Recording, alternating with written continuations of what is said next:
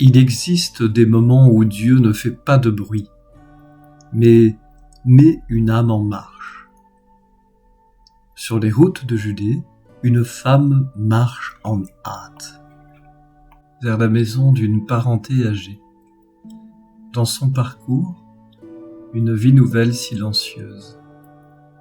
Dans la maison qu'elle rejoint, une autre vie tressaille de joie. Ce qui se joue là n'est pas seulement une visite familiale, mais une visitation de Dieu lui-même à son peuple. Bienheureuse celle qui a cru.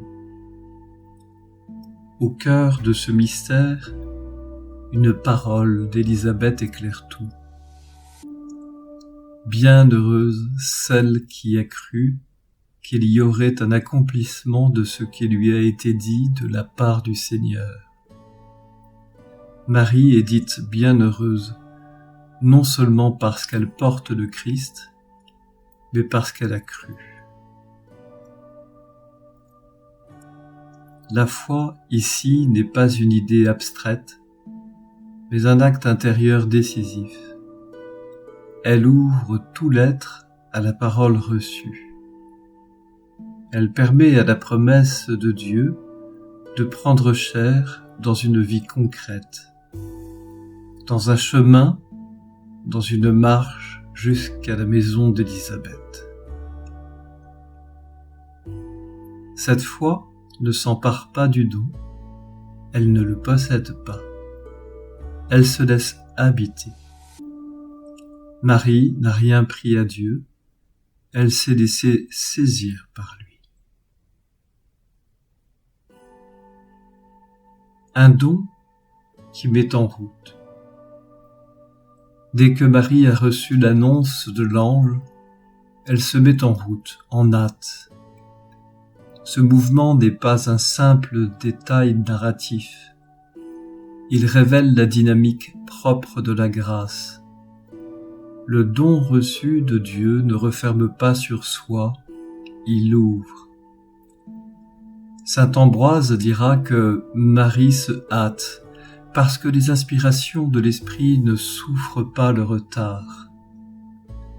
L'amour reçu pousse à la rencontre, non par obligation morale, mais par surabondance.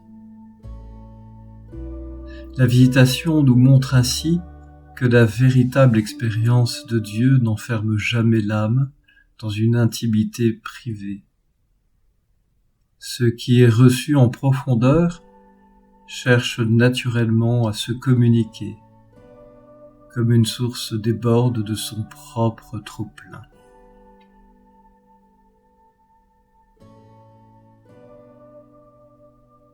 La joie qui précède les mots. Quand Marie entre chez Élisabeth, il ne se passe d'abord rien de spectaculaire. Un salut, un échange de voix. Et pourtant, dans le secret du sein d'Élisabeth, l'enfant tressaille de joie. Ce tressaillement est provoqué non par un discours, mais par une présence. Avant toute explication, avant tout concept, la vie divine, déjà à l'œuvre, suscite une reconnaissance mystérieuse. Jean exulte avant même de parler. Les pères ont vu là l'image de ce qui advient dans l'âme lorsque Dieu la visite. Quelque chose tressaille dedans, parfois sans mots, sans idée claire, mais avec la certitude silencieuse qu'un autre est là. La mystique authentique commence souvent par ce frémissement discret. Porter sans posséder. Marie arrive chez Élisabeth comme l'arche de l'alliance. Elle porte en elle la présence, mais elle ne la possède pas. Elle n'est ni propriétaire du Verbe, ni maîtrise de la grâce. elle est servante, toute relative à celui qu'elle porte. De même, l'Église et chaque croyant ne détient pas le Christ comme une chose. Elle le porte. Elle le laisse rayonner à travers sa pauvreté, ses paroles, ses gestes. La mission chrétienne n'est alors plus conquête, mais transparence. Laisser passer ce qui nous dépasse.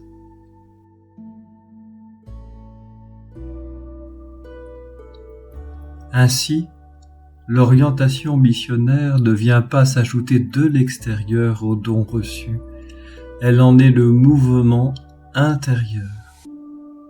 Le bien se diffuse de lui-même, dirait Denis, sans jamais se diviser ni s'épuiser. La foi qui engendre le Verbe. Saint Ambroise commente la phrase d'Élisabeth en disant que toute âme qui croit conçoit et enfante le Verbe de Dieu, en reconnaissant ses œuvres. Marie devient alors plus qu'un modèle lointain, elle figure ce qui se joue en chacun de nous. Croire, ce n'est pas seulement accepter que Dieu existe, c'est lui laisser un espace réel où il puisse vivre, agir, transformer. Dans cette perspective, la visitation devient la parabole de toute authentique vie spirituelle. Ce que nous accueillons dans le secret cherche à rejoindre d'autres vies, d'autres maisons, d'autres solitudes. La foi, ainsi comprise, n'est jamais repliée. Elle est déjà don, déjà mouvement vers l'autre, déjà mission. Quand la vie devient visitation. Dans la maison d'Élisabeth, les deux femmes échangent des paroles, mais tout est porté par une présence plus grande qu'elle. Élisabeth est remplie de l'Esprit Saint et reconnaît en Marie la mère de son Seigneur. Cette reconnaissance n'est pas le fruit d'un raisonnement, mais d'une lumière reçue. La scène entière est comme enveloppée de gratuité. Dieu vient, Dieu visite, Dieu réjouit sans exigence préalable, sans mérite. L'âme, elle, n'a qu'à s'ouvrir, à se laisser visiter, à accueillir le passage discret du Verbe. Prier ce mystère, c'est consentir à ce que nos relations, nos rencontres, nos visites les plus ordinaires deviennent des lieux de visitation, des espaces où la vie reçue de Dieu peut secrètement se communiquer.